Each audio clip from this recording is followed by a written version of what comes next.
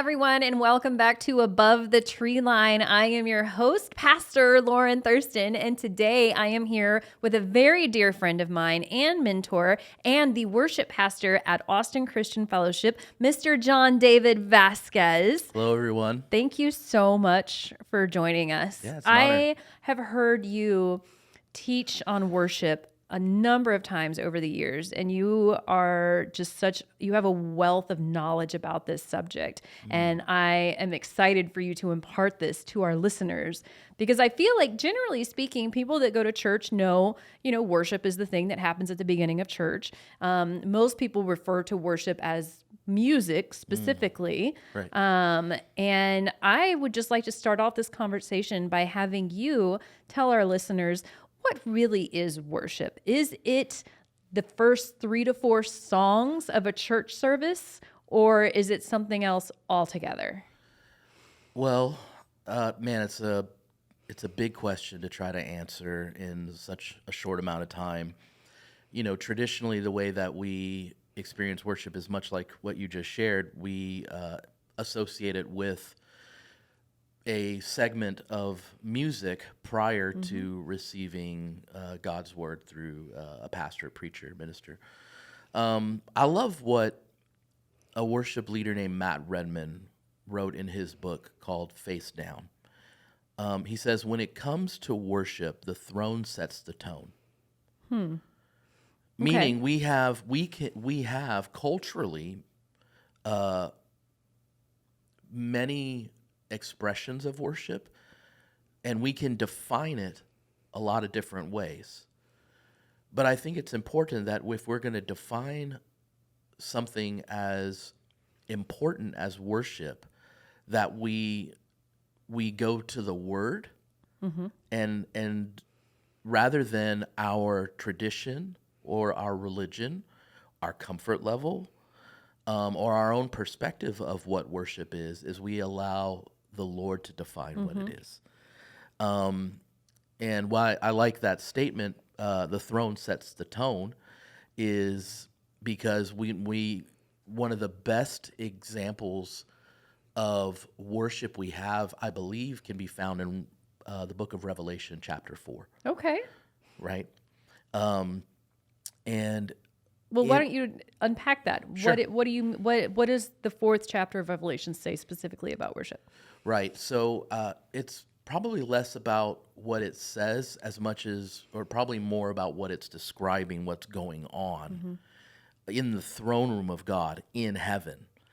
Jesus tells his disciples and us years later through the reading of the word to pray this way: Our Father who art in heaven, your kingdom come, your will be done on earth as it is in heaven. Okay? Right. So there's this command by Jesus that our reality be congruent with God's reality. So basically having earth mirror what's already happening in heaven. Yes. Yeah, I like that. Yeah. So when it comes to worship, my thought is, okay, well, what are they doing up there that Jesus is telling me to do down here?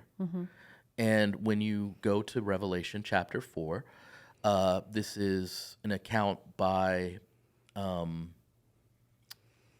John, where he's taken up in a vision and he's seeing what's going on around the throne of God.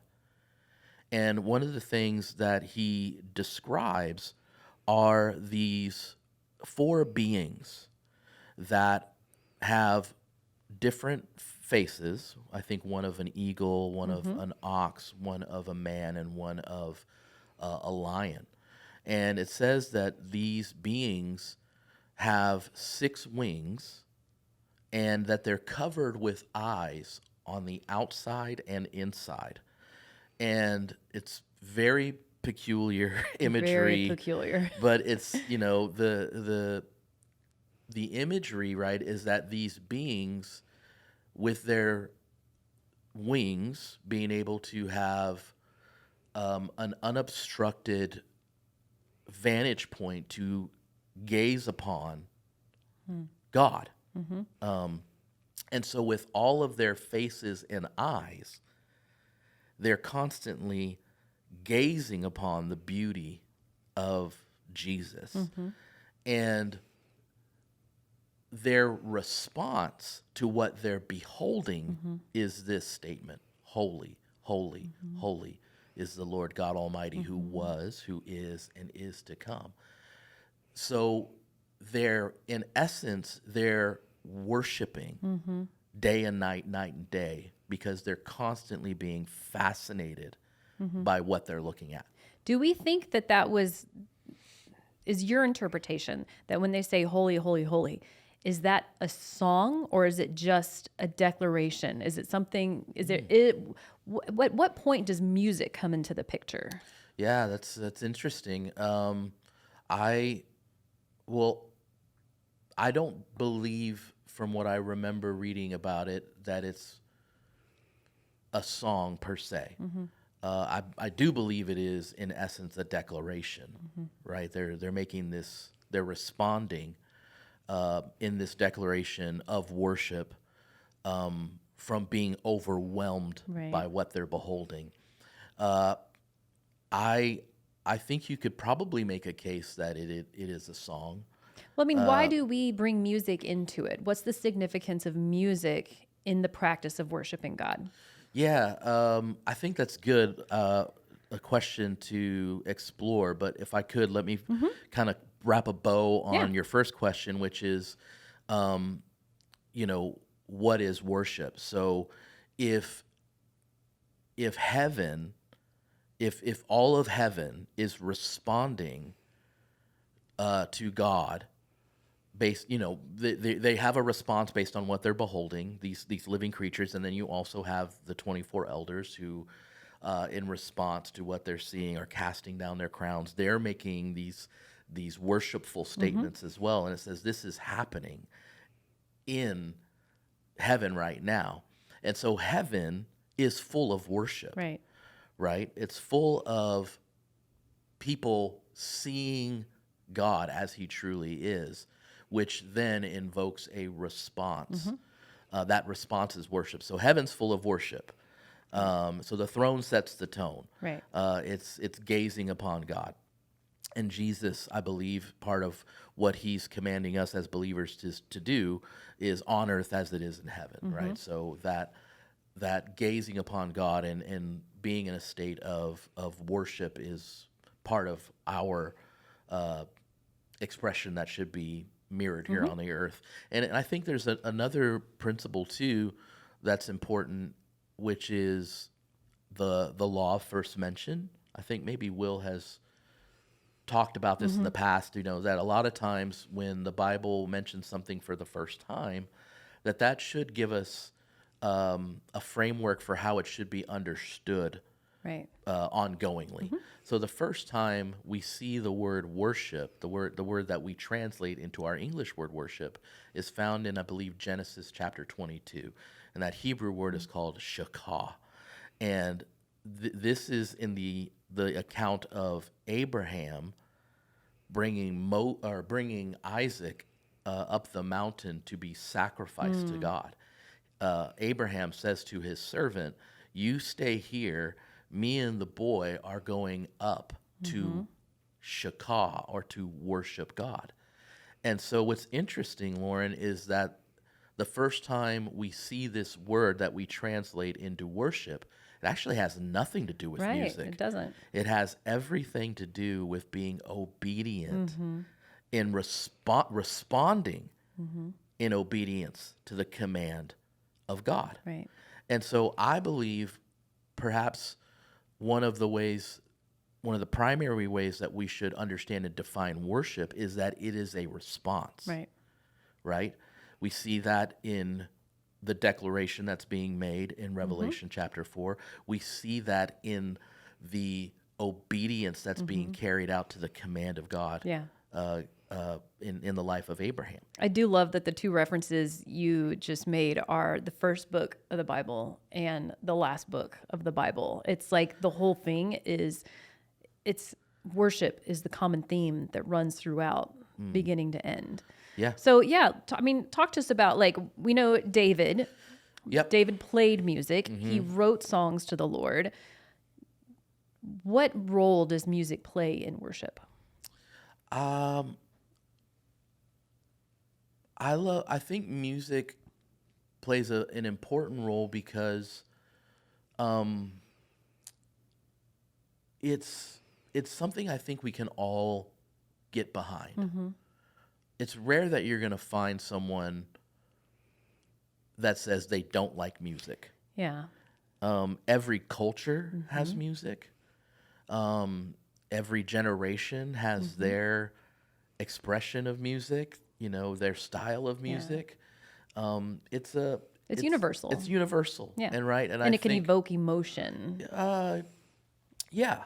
There's a lot of emotion attached to this expression. I many years ago when I was taking guitar lessons, and by the way, I gave up on that because it was too difficult.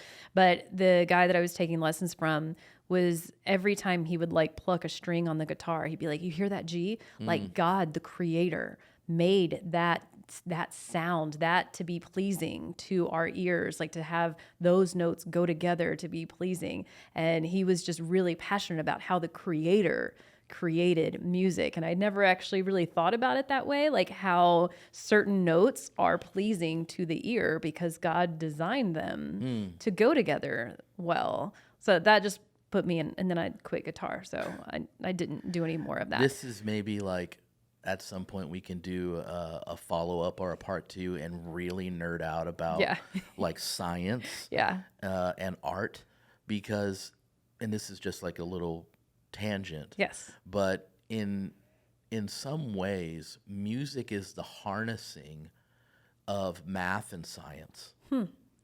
Because you're taking a wave, right, like a light wave. You're taking a sound wave. And you're putting it in a rhythmic or mathematical pattern in combination with so many other rhythms and frequencies to create an artistic expression. No, that's good. I like that. Isn't that interesting? Yeah, that is interesting. That music in a lot of ways is science and math. Right. So there's two things that Which definitely, God created. Absolutely. And he created when he spoke. There's a reverberation, a sound wave that was released that is, I believe still echoing through eternity. Yeah, absolutely. I like thinking of it that way. So there's a couple of things that I really want us to touch on. One is, why is the worship part of the service? Why is that important for the church? Because we have teaching. I mean, I feel like most churches have like the worship and music, and then you have your teaching and then your response time. What is so important about that first part? I believe worship is important for the church because it's what we give to God, where the message is through the pastor, through the teacher, is what God gives to us. And so when we gather, worship's important because we're saying this is set apart. This is this moment of time, this expression collectively is for you, God. Like an offering. It's I'm joining with my brothers and sisters in bringing you an offering, to say this moment is about you, not about me. And that's why it's important. Yeah. Is because it's communicating that this isn't a one-sided relationship where I just come to church to get something. Right. I actually come to church to give something. I love Psalm 100. It's one of the most powerful and potent psalms we have. And if I could try to articulate it clearly from memory, but it says, First of all, it says, make a joyful noise to the Lord, all the earth. Okay. What planet do you live on? Earth. Okay. So unless you're a Martian, you're not exempt. So you live on Earth. So you're invited through this psalm to make a joyful noise. It doesn't say make a good noise. Right. So you I don't was have to just worry. thinking about that because some people say, well, I don't have a good voice or I don't know how to It's play an irrelevant. instrument. It says make a joyful noise. Make a sound that's congruent with your heart posture of gratitude.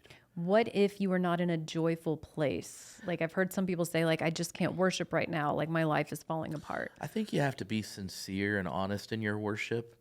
But I know that oftentimes we have to, it's not a fake it till you make it, but it is commanding your flesh to submit to your spirit. Yeah. And And declaring that God is good, even if your circumstances Yeah. at the moment aren't good. Yeah. Yeah, And he's still deserving. to finish out Psalm 100, right? It says, make a joyful noise to the Lord, all the earth. It says, come into his presence with singing, right? So you're asking, why is worship important to the church and in its position within our services? Well, again, it's something we bring to God. Not something, church isn't just the place where we go to get something from God, but it's a place we come to offer something to God. And what I love about that psalm is it says, come into his presence with Right. singing. Like, don't wait until the third or fourth song Right. or after you've had your coffee and donut. Right. Or until they play your favorite song. Yes. It says, come into his presence with singing. Come in to the house of God with a song in your heart, with an offering to bring. So you just touched on something that I want to address. So some people will intentionally show up late to church sometimes because they just don't like worship music. They're like, it's not my style. I don't like worship music. What would you say to those people? I would say I get it. We all have preferences. We all have,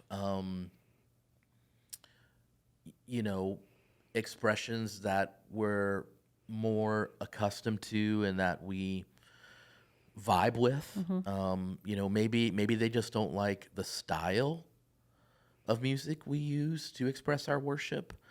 I would maybe, if I had the opportunity to sit down with someone who says I don't like this element of the service, I would maybe invite them to perhaps consider, well, can you at least agree with the sentiment Right. that's being declared? Maybe you don't like the drums. Maybe you don't like the guitar. Maybe you don't like the style of music that's being presented. But can you agree with what's being declared about who God is? Right? Because that's good. and then maybe check your preference at the door. Right. And say, I agree with what they're saying. God, you are good. You are faithful.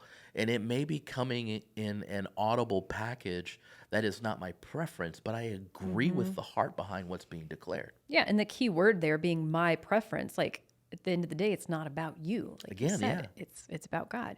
So there's a lot of different styles of worship depending on the church that you go to. I do want to touch on something that I feel like is not divisive, but it is people have different styles and how they respond to worship. Some people close their eyes, some people raise their hands, some people fall to their knees, some people dance.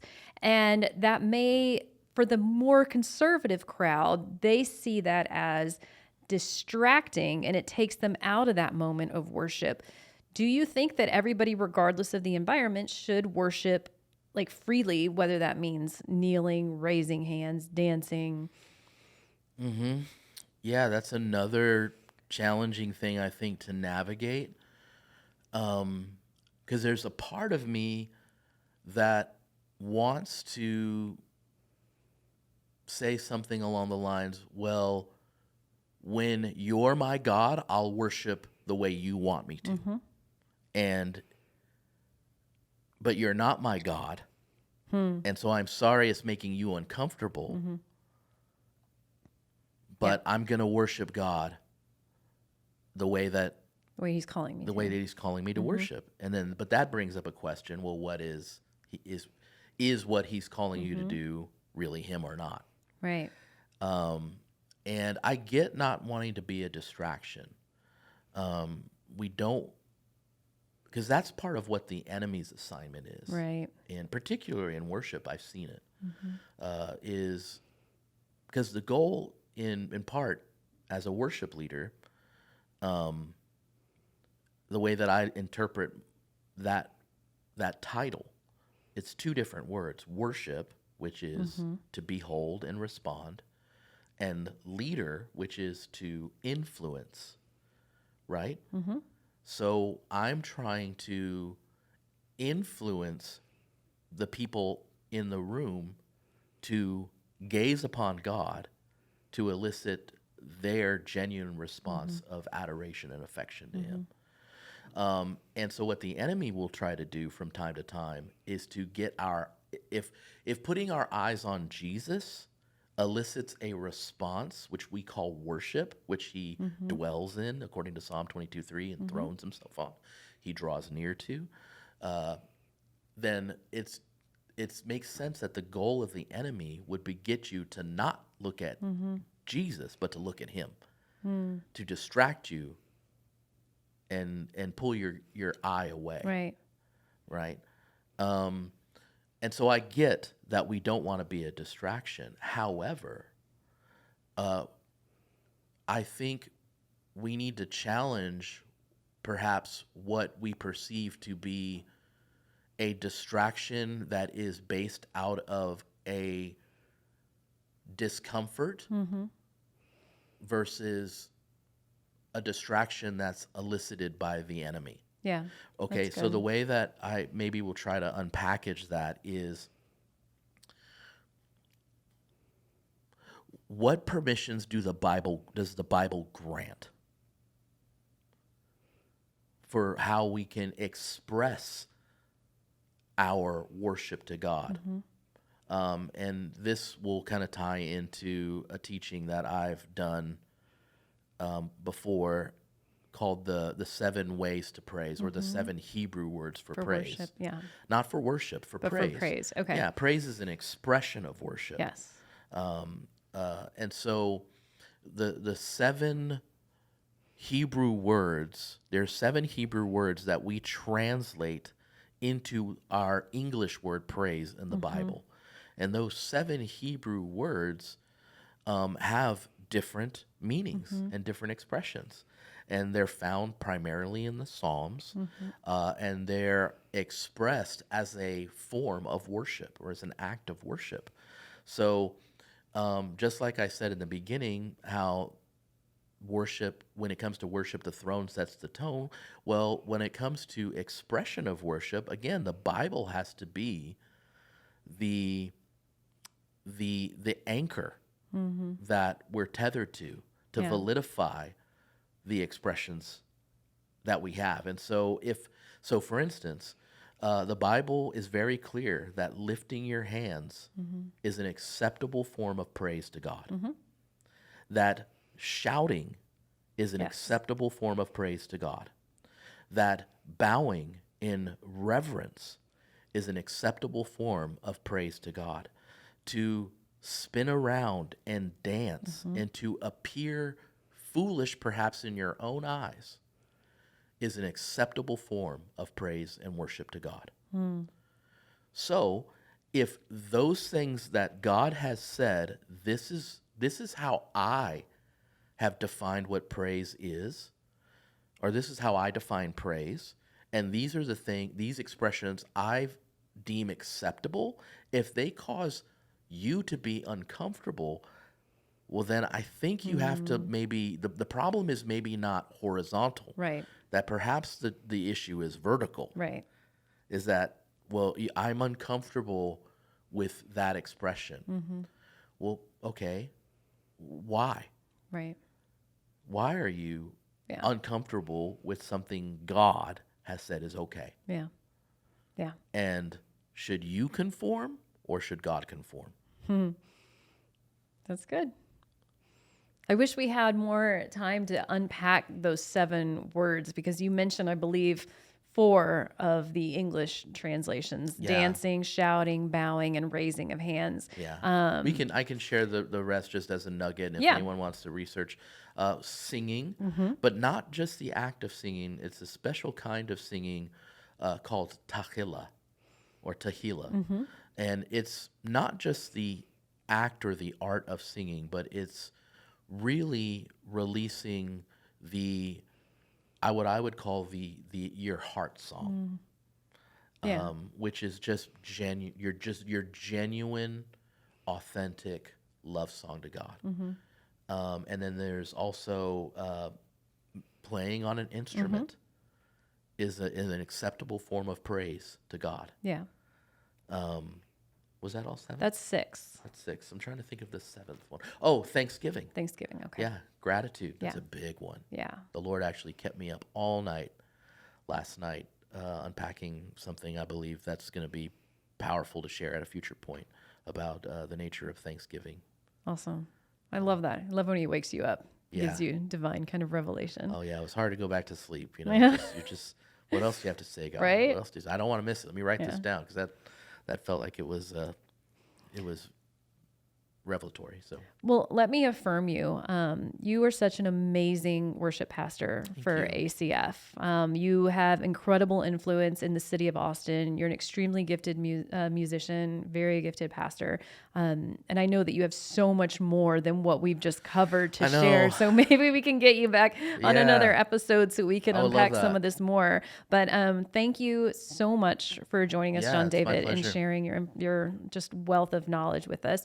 And I want to thank you guys for joining us. It was a pleasure to have John David here today. And we just want you guys to keep your questions coming. You can submit them at acfellowship.org/podcast. And we will be eager to answer the questions you have about Christianity, culture, and faith. We will see you guys next week.